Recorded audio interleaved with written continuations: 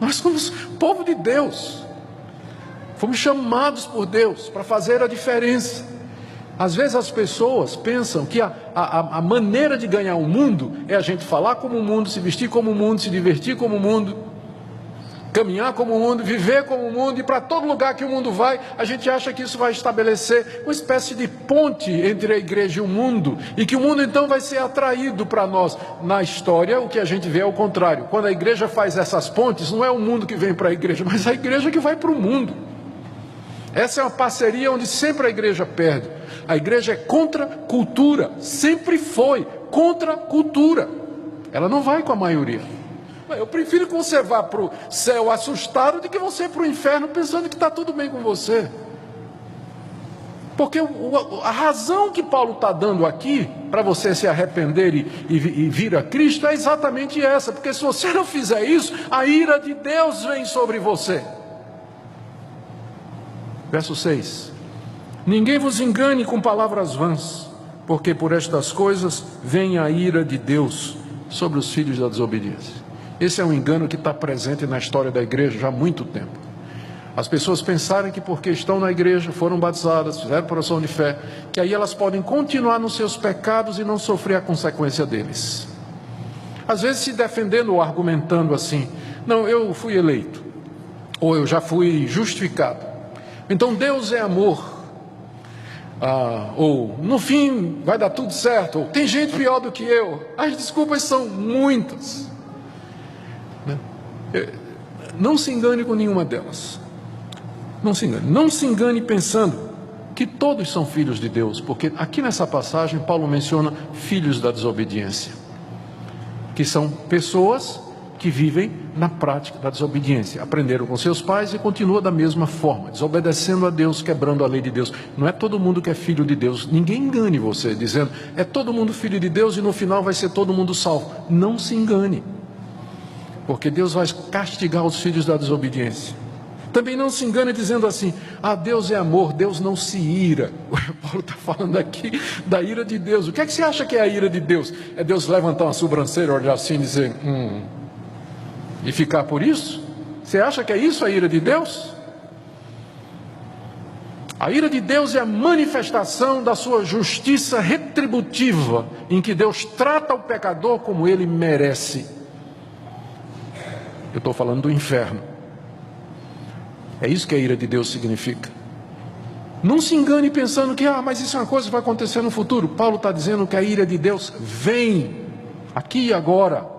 Ela já vem sobre o pecador impenitente, já vem sobre quem vive dessa maneira, aqui e agora. Ele já começa a sentir os efeitos disso, até a consumação, quando a ira de Deus será derramada plenamente sobre ele. Portanto, querido, ninguém engane você. Não se deixe enganar com esse discurso de que você pode continuar a viver na prática da imoralidade, do adultério, da fornicação, da cobiça, da inveja, da maledicência. Ninguém engane você com essas palavras. Você pode continuar a viver do mesmo jeito, porque é pela graça. Deus é amor, Deus não castiga ninguém. Não se engane. Não se engane. A ira de Deus vem para quem pratica estas coisas. Eu preciso terminar fazendo uma distinção aqui. A distinção é entre o crente verdadeiro, que às vezes pode cometer esse tipo de coisa, e aquele que vive na prática dessas coisas. O que Paulo está condenando aqui, Paulo está sentenciando aqui, são aquelas pessoas cuja vida é marcada por isso, onde não há sinal de mudança, não há sinal de regeneração e de novo nascimento.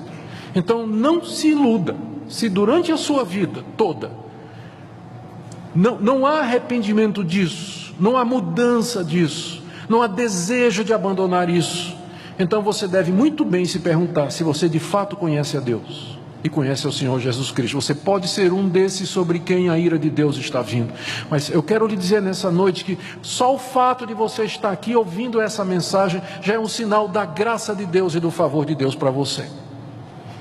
Hoje à noite Deus lhe chama.